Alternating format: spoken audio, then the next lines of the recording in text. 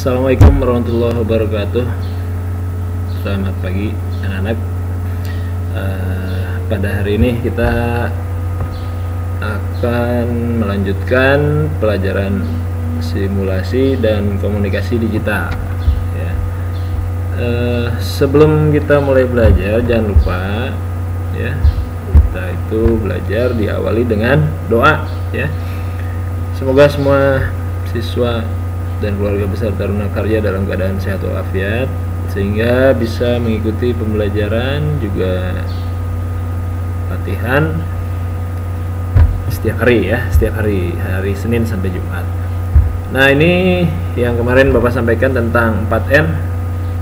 Sudahkah ini diterapkan dalam setiap pembelajaran? Kalau ini sudah, alhamdulillah, itu ada sebuah kemajuan ya. Tapi apabila belum, upayakan supaya 4N ini dijalankan ya. Selanjutnya kita mulai dalam materi berikutnya, yaitu tentang flowchart ya. Hari ini, minggu kemarin kita belajar tentang algoritma, logika algoritma ya. Kita juga sudah pernah mencoba sebuah algoritma sederhana tentang kegiatan kita sehari-hari. Nah, algoritma yang kita buat itu ditulis secara baris per baris atau perintah demi perintah.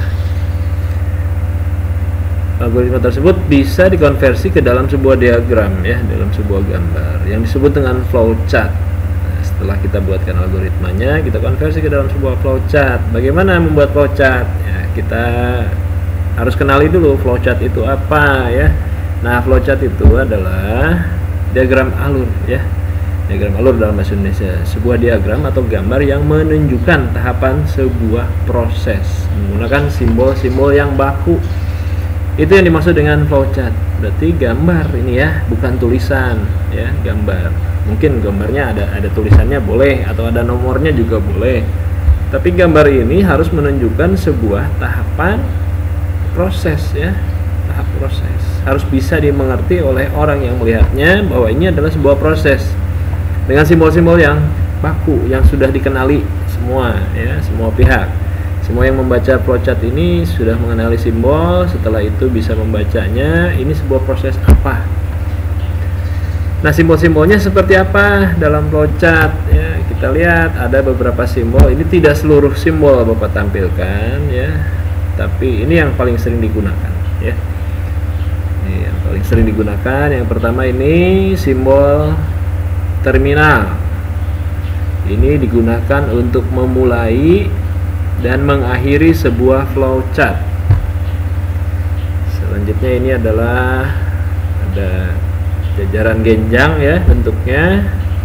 Ini untuk menampilkan proses input atau output apabila kita menunjukkan, menggambar sebuah proses input. Misalkan kalau kamu ngirim SMS kemarin, apa yang diinput? Nomor, tulisan ya. Atau kalau mau menampilkan SMS, itu write atau output ya, simbolnya seperti ini. Oke, kalau ngisi bensin gimana? Kalau naik motor ngisi bensin, nah itu input ya. Kemudian proses, simbolnya adalah persegi panjang ya. Ini menyatakan assignment statement ya. Ini proses. Ketika ada proses, misalkan proses menghitung atau mencari nomor ya, mencari nomor telepon misalkan, atau menghitung boleh, menambahkan sebuah angka boleh. Itu simbolnya seperti ini. Selanjutnya ini decision. Decision itu pengambilan keputusan ya.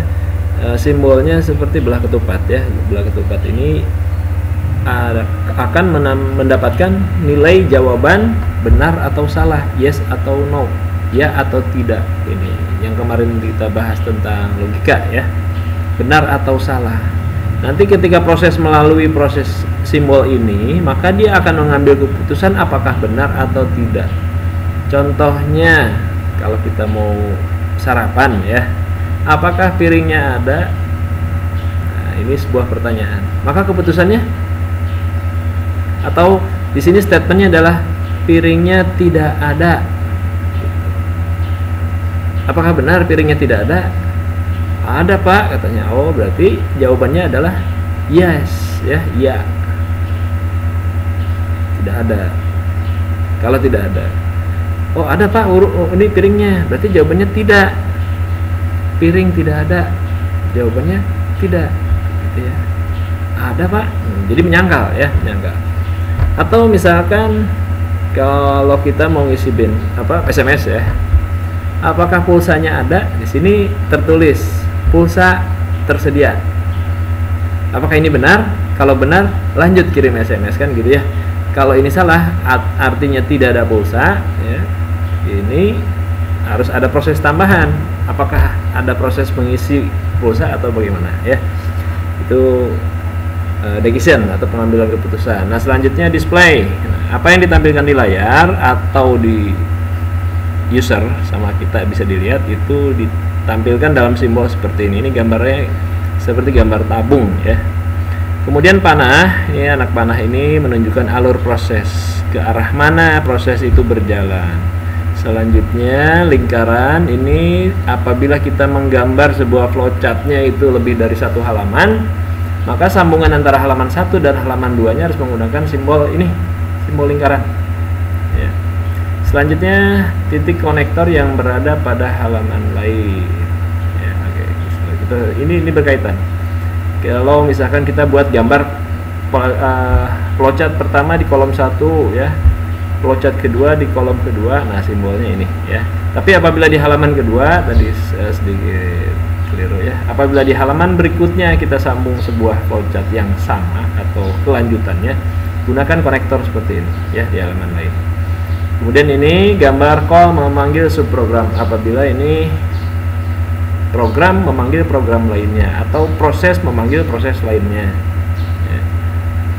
Misalkan ketika mau ngirim SMS kamu kehabisan pulsa, nah kamu punya sebuah program atau sebuah flowchart lain yang isinya adalah cara mengisi pulsa gitu ya. Nah ini call panggil isi pulsa gitu ya. Selanjutnya dokumen, apabila data atau proses tersebut menyimpan atau membaca sebuah dokumen, tunjukkan dokumennya di sini. Nama filenya apa? Ini misalkan nomor kontak gitu ya kalau ada dokumennya. Kalau di dalam pelajaran mungkin mata pelajaran, data siswa gitu ya. Nah, selanjutnya gambar ini, gambar setengah lift tabung ya. Ini menunjukkan storage data atau penyimpanan data.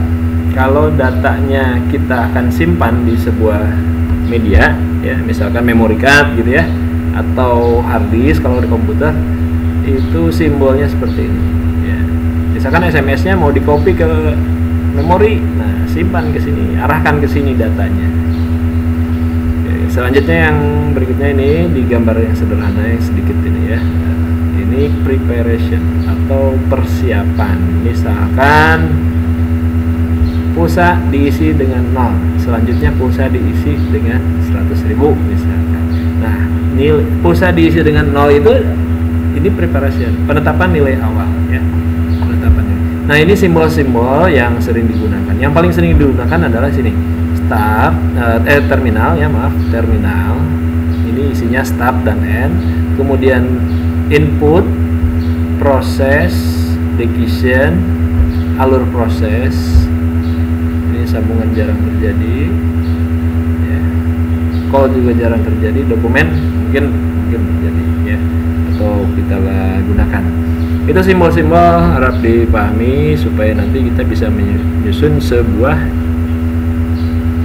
flowchart yang sederhana ya. Nah, simbol contoh ya, Bapak buatkan contoh di sini sebuah flowchart. Contoh flowchart apa ya? Oh, cara mengirim SMS. Start. Mulai kan? Ini simbolnya benar nggak nih? Nah, ini simbolnya salah nih ya, menurut Bapak ini salah ya. Ini hasil karya seniornya nih. Simbolnya harusnya seperti apa? Kita lihat. Nah ini, jadi sebetulnya bukan salah, tapi lengkungannya kurang maksimal ya. Jadi pojok kiri dan kanannya ini memang ada lengkungan, tapi lengkungannya harusnya lebih sampai tengah ya. Kemudian proses mengambil HP. Nah ini contoh mulai mengambil HP, klik menu pesan atau buka WA kali ya, buka WA. Selanjutnya ketik pesan. Ini ketik pesan dulu. Setelah diketik pesan, ini memasukkan nomor tujuan atau memilih kontak.